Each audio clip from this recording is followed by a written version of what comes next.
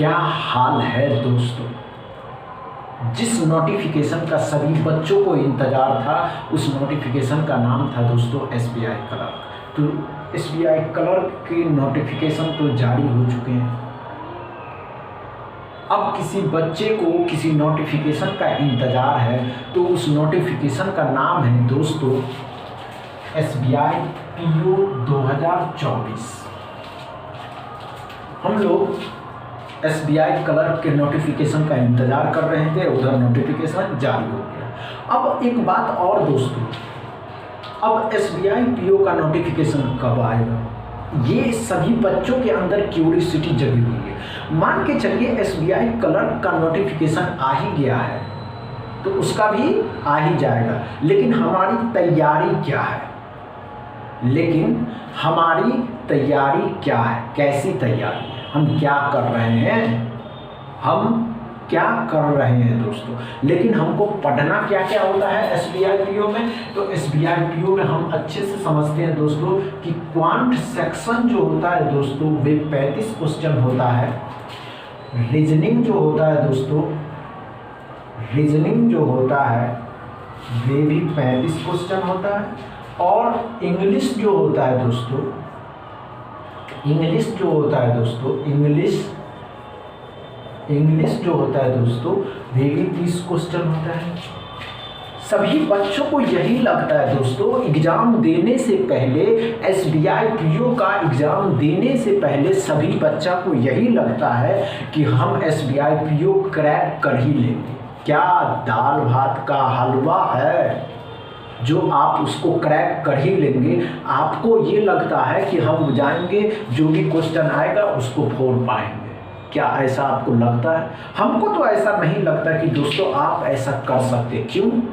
क्योंकि 35 क्वेश्चन, ये 35 क्वेश्चन दोस्तों, ये 35 जो क्वेश्चन होता है बहुत 20 मिनट, कितना मिनट दोस्तों? 20 मिनट। माइंड में एक कॉन्स्पिरेसी सोच करके देखिए, क्या हम जो पढ़ रहे हैं वे सही पढ़ रहे हैं? क्या हम मैथ जो पढ़ रहे हैं किसी टीचर के पास या किसी टीचर से बैच लेकर के, क्या वे हमें सही मार्ग पे ले जा रहे हैं? क्या हम जो पढ़ रहे थे पहले और अब, क्या हमारी चेंजिंग आई? पढ़ने में हमारी चेंजिंग आई? कैसे चेंजिंग आई? क्या पढ़ रहे हैं? क्योंकि SBI क्लर्क का नोटिफिकेशन पहले ही जारी हो चुका है और SBI PO का नोटिफिकेशन लाइन में लगा हुआ है, जब भी मन हो तब जारी कर देगा। क्या आप जानते हैं सभी बच्चों को लगता है कि हम सॉल्व कर ही लेंगे। दोस्तों वहाँ ऐसा होता है कि आप सॉल्व नहीं कर पाइएगा, लिख करके ले लीजिए, नहीं कर पाता है दोस्तों। दूसरा है दोस्तों रीजनिंग। आप रीजनिंग पढ़ते हैं, रीजनिंग 35 क्वेश्चन 20 मिनट, 35 क्वेश्चन दोस्तों 20 मिनट। क्या आपकी रीजनिंग तेज होती है? क्या रीजनिंग में सभी बच्चों को ऐसा ही लगता है दोस्तों कि हम रीजनिंग को सॉल्व कर लेंगे, लेकिन जानते किसको सॉल्व कर पाते हैं आप?